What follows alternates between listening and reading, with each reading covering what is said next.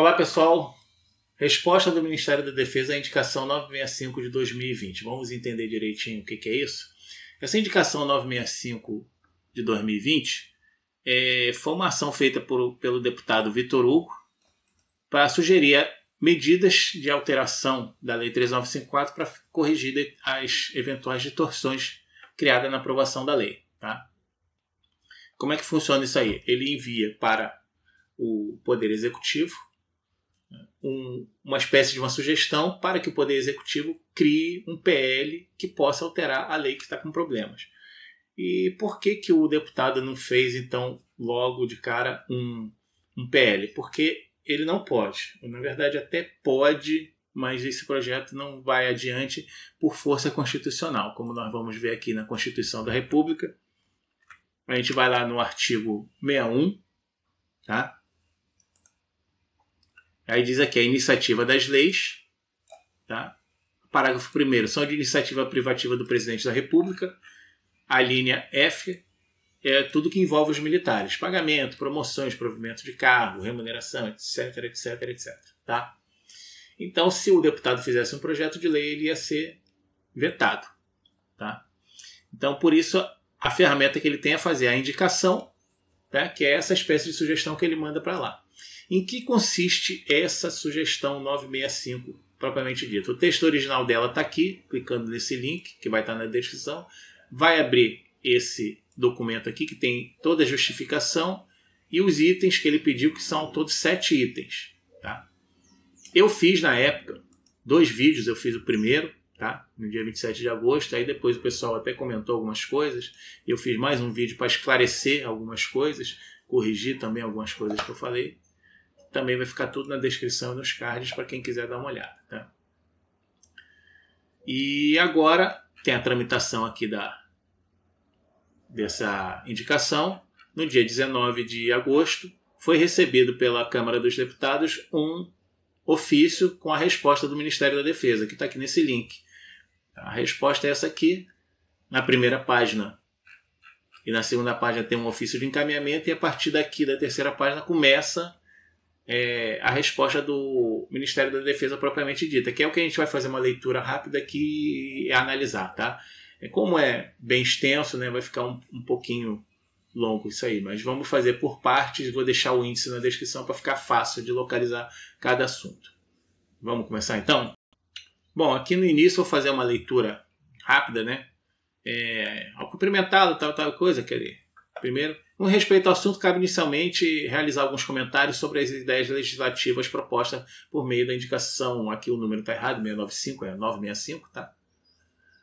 Aqui diz a composição do pessoal militar, a divisão em corpos e quadros, né? Corpos são divididos em quadros, e os quadros integrados pelos militares, existe de carreira temporário, e a incorporação e o ingresso se dá depois de conclusão de curso ou estágio, tá? É o que ele explica aqui. Aí, para o militar de carreira, tem a progressão hierárquica, que são as promoções. Aí fala aqui dos intertícios, que é o tempo, né, para ser promovido, tudo aquilo que a gente já sabe. E a capacitação dada pelos cursos de carreira. Eles colocam aqui entre aspas aqui. Aí diz aqui os cursos que existem: formação, especialização, aperfeiçoamento dos altos estudos. Tá? E a progressão na carreira é fundamentada no intertício e no mérito a cada fase. Ou seja, resumindo, a progressão na carreira é fundamentada na experiência e na meritocracia. A meu ver, isso aí por si só já ampara o caso do pessoal da lacuna, suboficiais e oficiais de quadro auxiliares que não tiveram reconhecimento dos cursos de altos estudos. Tá? Aí ele dá aqui exemplo de carreira. Ele contextualiza, essa resposta contextualiza aqui, o Ministério da Defesa faz essa contextualização para entrar aqui no caso dos quadros especiais, tá? Que eles colocam aqui que não são quadros de carreira, tá?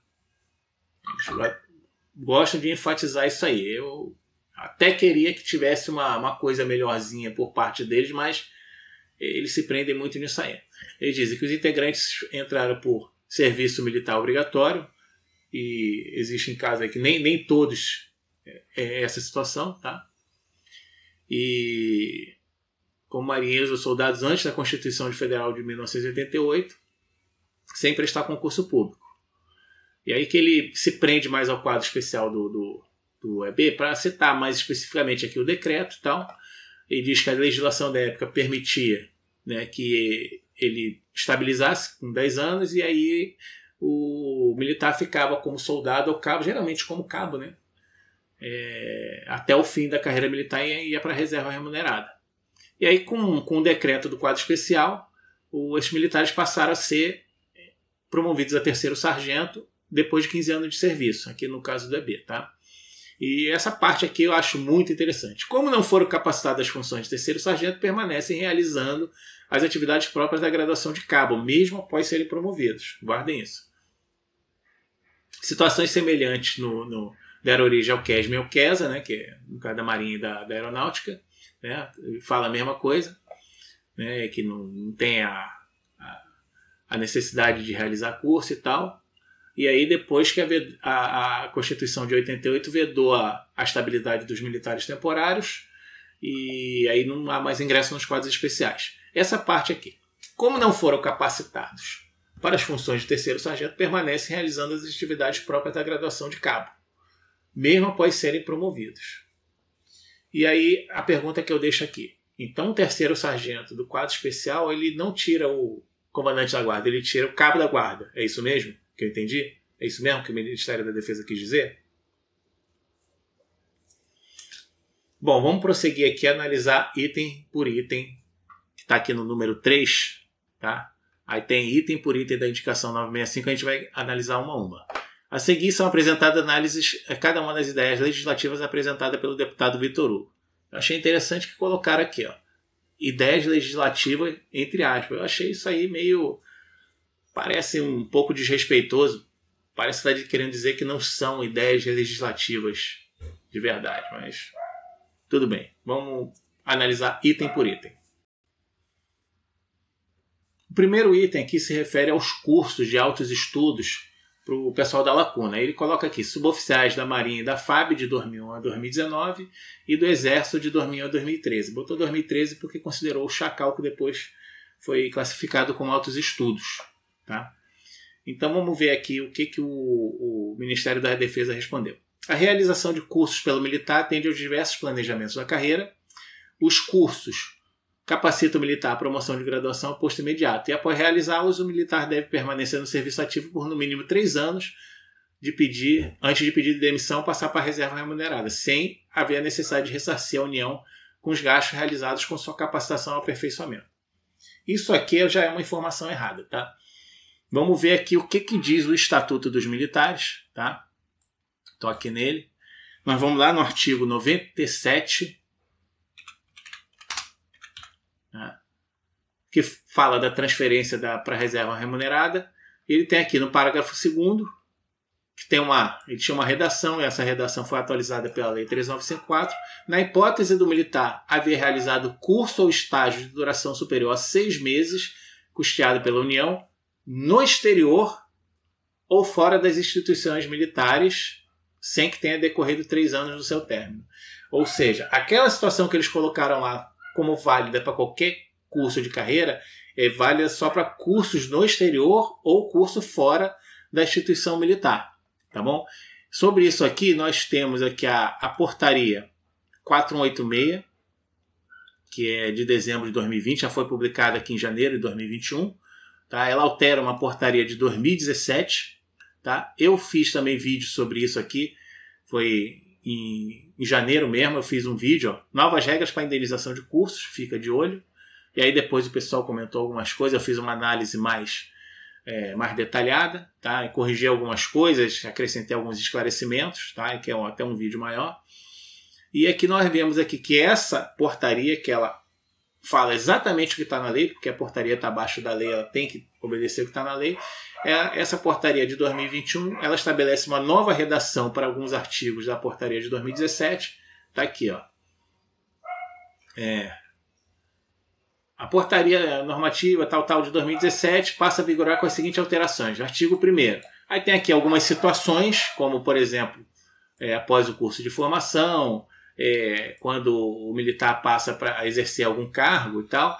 E a situação geral está aqui no inciso 3. Oficial praça de carreira que realizar curso a estágio de duração superior a 6 meses, tem que ser superior a 6 meses, puxado pela União no exterior ou no país fora das instituições militares, sem que tenha decorrido 3 anos do seu término. Ou seja, é só nessa situação. Curso com mais de 6 meses, no exterior ou fora do quartel. Tá? Então, essa parte aqui da resposta do Ministério da Defesa, a gente já sabe que tem uma informação errada aqui. Vamos prosseguir. A realização de altos estudos de curso de altos estudos por praças em serviço ativo o capacita a promoção à graduação de suboficial ou subtenente ou a promoção a oficial.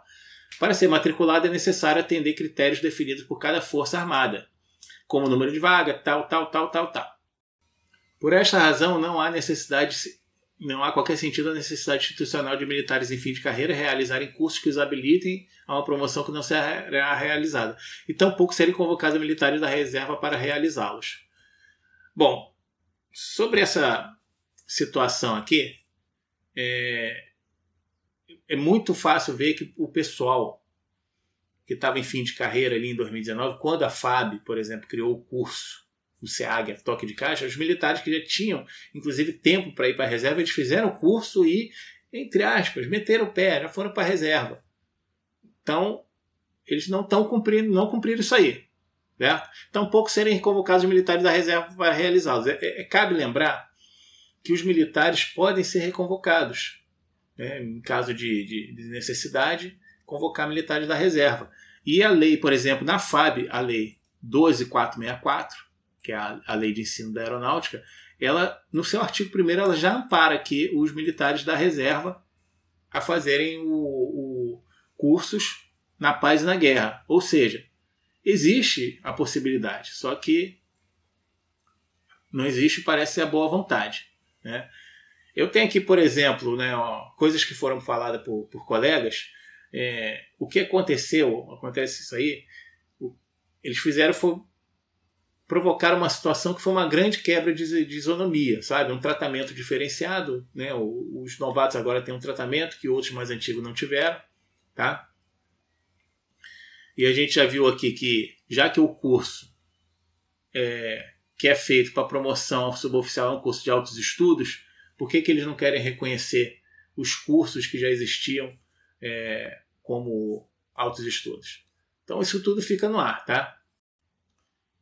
O próximo item aqui é basicamente a mesma coisa, a solicitação para que o pessoal do quadro especial faça os cursos de aperfeiçoamento. Vamos ver aqui a resposta do Ministério da Defesa. Conforme já comentado, não há carreira para quadros especiais. De novo, eles falam isso. Seus integrantes são militares estabilizados após 10 anos de serviço, amparados pela legislação anterior à Constituição, que foram incorporados, não realizaram curso de formação, desempenho, atividades próprias a cabos estabilizados, ou seja, o 3º sargento tira-cabo da guarda, foram promovidos por tempo de serviço conforme previsto no decreto. Curso de aperfeiçoamento habilita 2º sargento a promoção a 1º sargento. Dessa forma, não há qualquer sentido e necessidade institucional dos militares dos quadros especiais realizarem cursos de aperfeiçoamento, pois não serão promovidos a 1º sargento.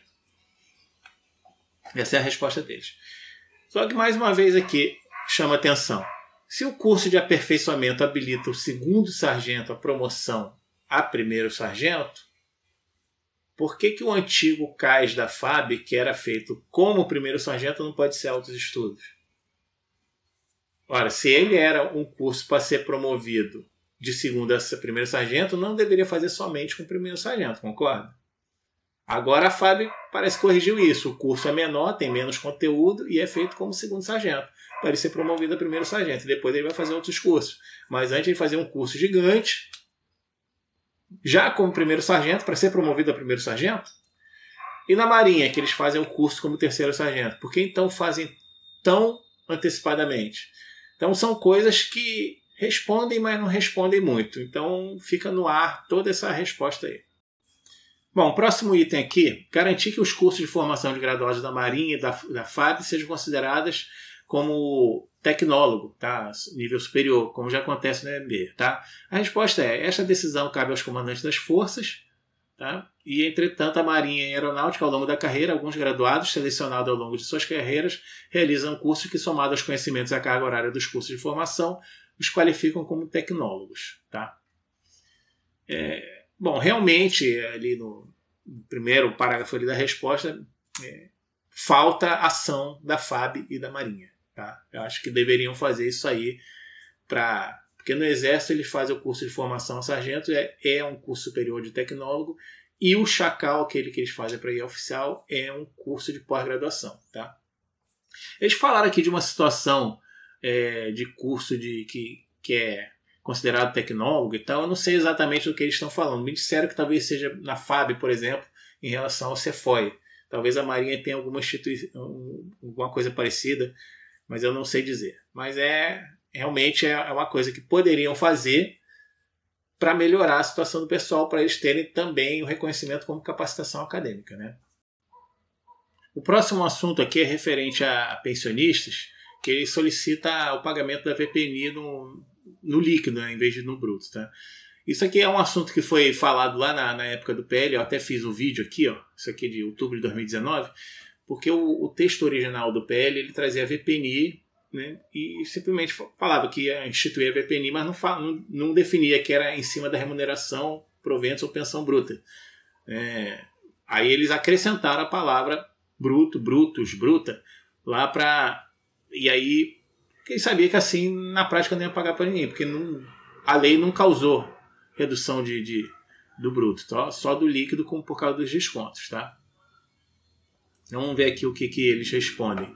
Como é de conhecimento, a previsão do artigo 21 da Lei 3954 assegura o cumprimento da garantia constitucional, ou seja, a irredutibilidade da remuneração ou de proventos de militares pensionistas, conforme se explicita nas decisões do STF. Aí transcreve aqui várias decisões e tal sobre esse assunto, tá? E coloca aqui que a remuneração líquida decorre dos descontos obrigatórios e autorizados. Tá? A gente coloca aqui os autorizados. Tá? E assim, né, cada pessoa tem o seu perfil. Tá? O que acontece é o seguinte, realmente a VPNI não deveria ser em cima do líquido depois de todos os descontos, deveria ser em cima do bruto menos os descontos obrigatórios, que é a pensão militar e o fundo de saúde, certo? Mas aí o pessoal coloca aqui que o sistema de proteção social dos militares assegura o pagamento da pensão militar, só é possível a partir da contribuição dos militares e pensionistas do Tesouro Nacional para esse fim. Entende-se que a ideia não deva prosperar, pois implica no aumento da alocação de recursos orçamentários do Tesouro Nacional para pagamento da despesa das pensões militares, um aumento da despesa primária e permanente da União. Infelizmente é isso, mas o que acontece?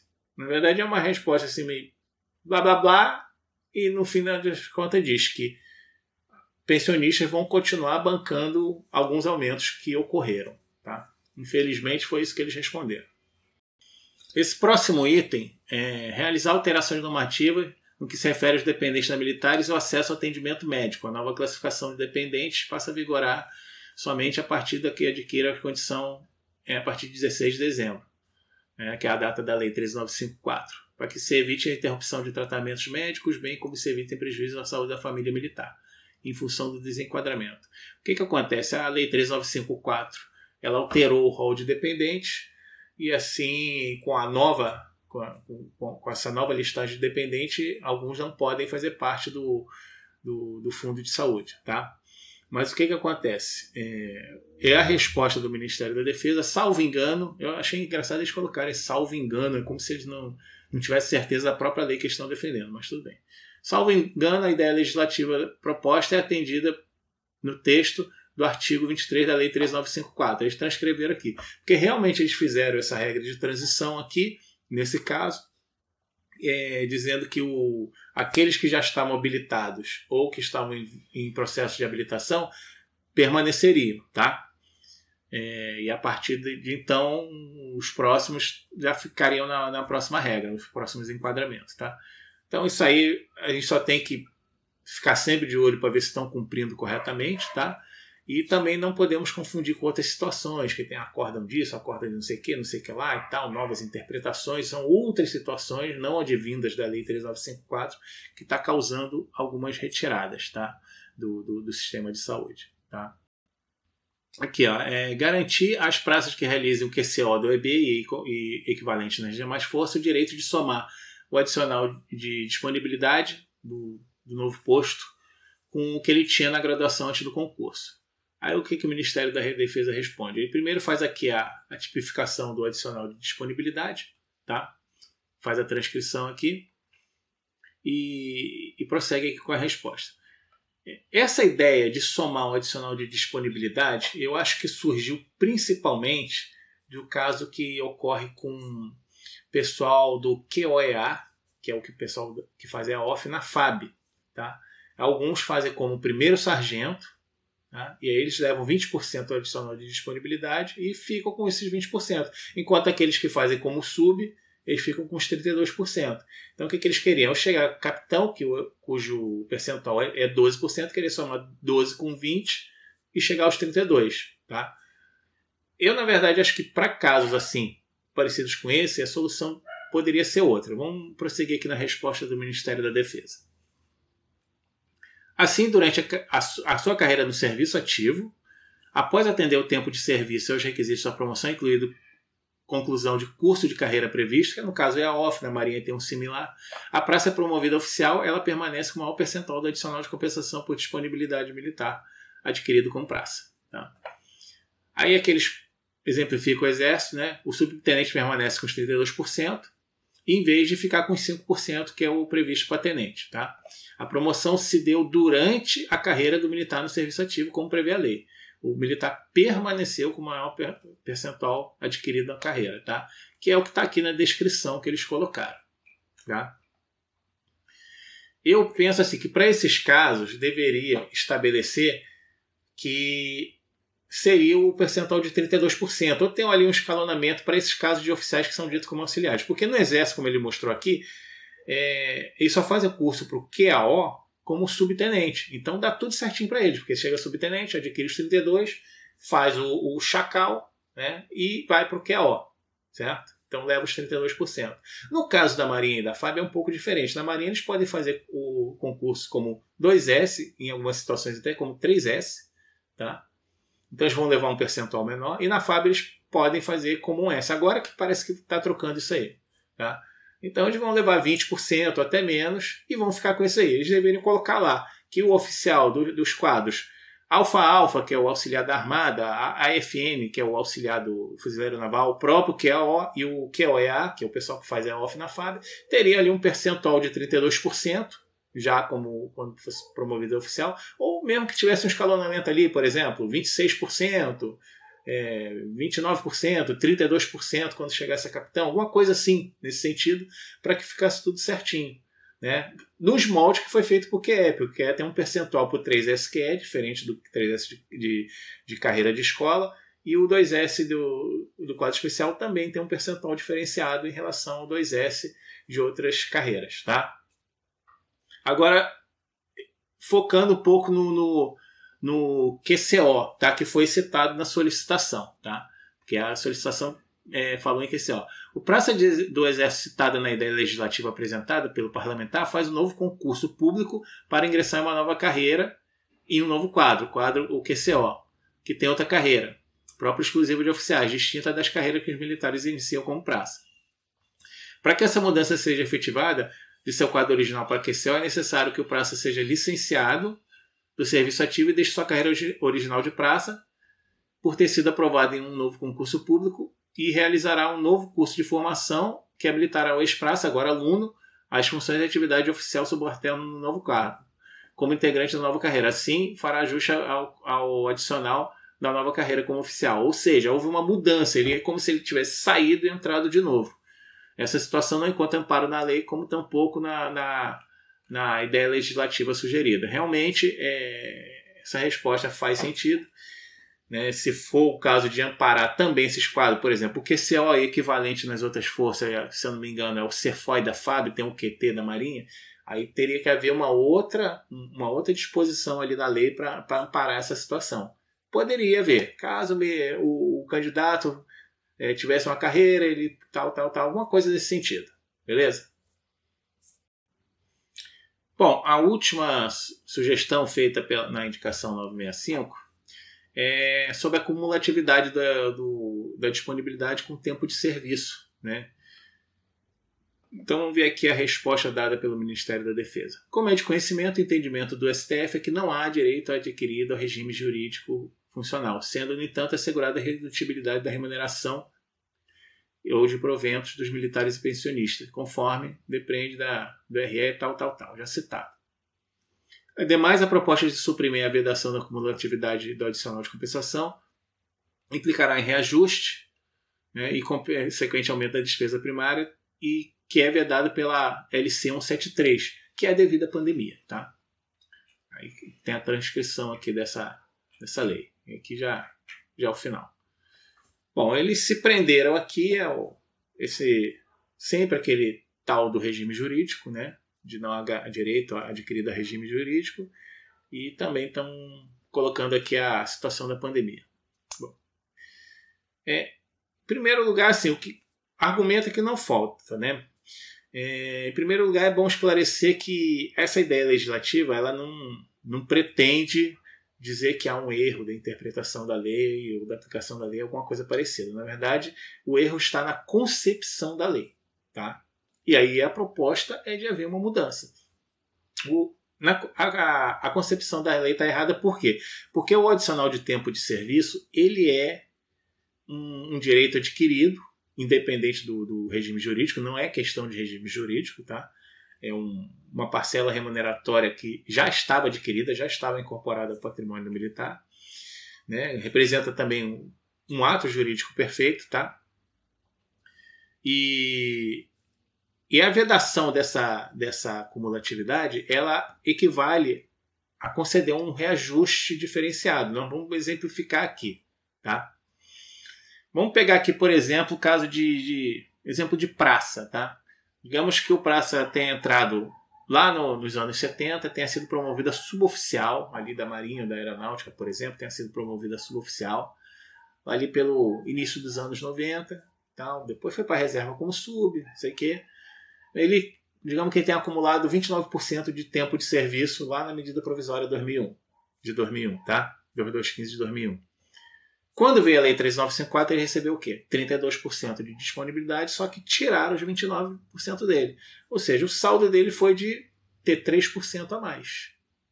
3. Agora vamos pegar aqui, por exemplo, um caso de um militar que tenha ingressado lá pelos anos 90, tá? Mas para o final dos anos 90 tenha sido promovido a suboficial um pouquinho antes da Lei 13954. Em 2019 mesmo. Digamos que ele tenha sido promovido em agosto, que é uma data que tem promoções na FAB, por exemplo. E aí ele tinha, digamos, 3% de tempo de serviço e recebeu os 32% de disponibilidade. Tirou os 3%, quanto que ele aumentou? 29%. Ou seja, para o mais antigo foi dado 3% e para o mais moderno foi dado 29%. Isso é um reajuste diferenciado. Por mais que se fale, não, foi só no adicional, não sei o que lá. Né? Ah, mas isso aí era para corrigir essa discrepância, porque aquele mais antigo estava ganhando mais. Tá? Eu já fiz um estudo sobre isso, está publicado no meu site. Tá? O adicional de tempo de serviço ele é visto, sempre foi visto como uma espécie de promoção horizontal, né? Que vai fazendo a diferenciação daqueles que têm mais experiência, mais tempo de serviço, dentro do mesmo grau hierárquico. Isso em qualquer carreira, seja posto ou graduação militar, seja o grau hierárquico de uma carreira qualquer. Tá? Então ele tem o adicional de tempo de serviço, o anuênio, quinquênio, como uma espécie de diferenciar aqueles que têm mais tempo. Tá? Então, eles não querem reconhecer isso aí, eles colocam como regime jurídico funcional. O que, na verdade, já nas palavras de um colega, ele falou isso aqui. Ó, o que faltou foi uma regra de transição. O projeto de lei não estava bem planejado, poderiam ter feito uma regra de transição para contemplar isso aqui, certo? E estava tudo certo. Tá? Quanto à questão da despesa, tá? A gente sabe que existe, estamos na pandemia, não pode ter reajuste agora. O que a gente quer é essa correção, tá? Eles podem muito bem fazer essa correção e prever que os efeitos financeiros sejam a partir do fim da pandemia. Uma disposição ali na lei, na nova lei, resolveria isso. Efeitos financeiros a partir de tal data, a partir do término da pandemia, primeiro dia do mês subsequente ao término da pandemia, ou coisa desse tipo. Tá? Mas eles continuam, né, falando em despesa, mas enquanto isso a gente sabe que muitas remunerações tiveram um aumento aí da ordem de 30%, isso é a remuneração como um todo. Por quê? Porque pegaram um adicional, um determinado adicional, que é adicional de habilitação, e teve um aumento enorme para alguns, à base de 172, até 172% em cima só daquele adicional, e aí a remuneração como um todo teve um aumento de mais de 30%. E aí, com isso, eles suprimiram o direito adquirido do ato jurídico perfeito de muitos. Infelizmente é isso aí que eles responderam. Bom, então aqui para concluir, né, aqui no final do arquivo é só a assinatura, não tem mais nada mesmo. Terminado por aqui a resposta do Ministério da Defesa. Então vamos voltar aqui na indicação do deputado Vitor Hugo para a gente dar uma repassada e fazer como se fosse um resumão, tá? Em cada uma das solicitações. A primeira aqui, referente à lacuna, os cursos de altos estudos, negaram, né? E interessante que isso aqui é uma alteração até fácil de fazer. Eles poderiam fazer isso até pelas portarias mesmo, como já fizeram outras vezes. Eu vou mostrar aqui, né? Claro, depois de ter devida autorização em relação ao gasto financeiro, etc, etc. Mas, por exemplo, eles dizem que não podem reclassificar o curso, né? Mas já houve essa situação. Já mostrei, eu tenho um histórico do adicional de habilitação, está publicado no meu site também. E houve reclassificação dos cursos do IME e do ITA, que eram considerados em níveis mais acima e foram descendo. Isso aí está tudo mostrado lá, tudo apontado conforme as leis. O próprio Chacal, curso de habilitação QAO, ele, quando finalmente foi efetivado, ele foi instituído em 1984. Quando ele foi efetivado em 2013, ele não valia, ele não tinha classificação no adicional de habilitação. Em 2015 passou a ser Autos de Estudos 2, em 2017 Autos de Estudos 1. E tem também o caso da residência médica, que por algum motivo era especialização e passou a ser aperfeiçoamento. Eles viram lá que deveriam reclassificar de outra forma esse curso. Então por que eles não podem perceber que, por exemplo, o antigo CAS da FAB, o curso de habilitação dos suboficiais da Marinha, não pode ser altos estudos, né? Aqui para o pessoal do quadro especial, infelizmente, o que o Ministério da Defesa sempre quer demonstrar que é como se eles não tivessem valor algum. É muito triste a gente ouvir isso, sabe? A gente perceber, ter esse tipo de percepção, porque a gente sabe que não é. O pessoal tem muito valor, tá?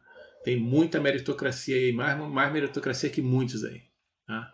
Aqui é a questão dos cursos, classificar como nos níveis acadêmicos é importante, mas eles não fizeram nada. Disseram que as forças que têm que tomar alguma atitude. Por que o Ministério da Defesa já não mandou para a Marinha e para a Aeronáutica que faz isso aí, né? A questão da VPNI para os pensionistas, infelizmente, o que o Ministério da Defesa falou, vai ser isso aí mesmo, né? Vão continuar sendo no prejuízo, tá? Sobre o fundo de saúde, tem a questão ali de algumas situações diferentes que podem causar isso aí. Então tem que ver realmente, nesse caso eles já fizeram uma regra de transição, né? O acesso aos quadros de oficiais auxiliares e quadros complementares, ali é uma confusãozinha. Acho que talvez aí nessa solicitação tivesse que ser QAO e não QCO, né? Para não ter essa confusão. E aqui a acumulatividade do adicional de compensação por disponibilidade com tempo de serviço, que infelizmente eles bateram o martelo que não é assim mesmo, mas nos tiraram direitos adquiridos e ato jurídico perfeito, que é o adicional de tempo de serviço. Bom, pessoal, é isso. Desculpe o vídeo muito longo, ficou realmente muito longo, mas tinha muita coisa para falar. Muito obrigado pelo carinho, pela atenção de todos mais uma vez e até a próxima. Valeu!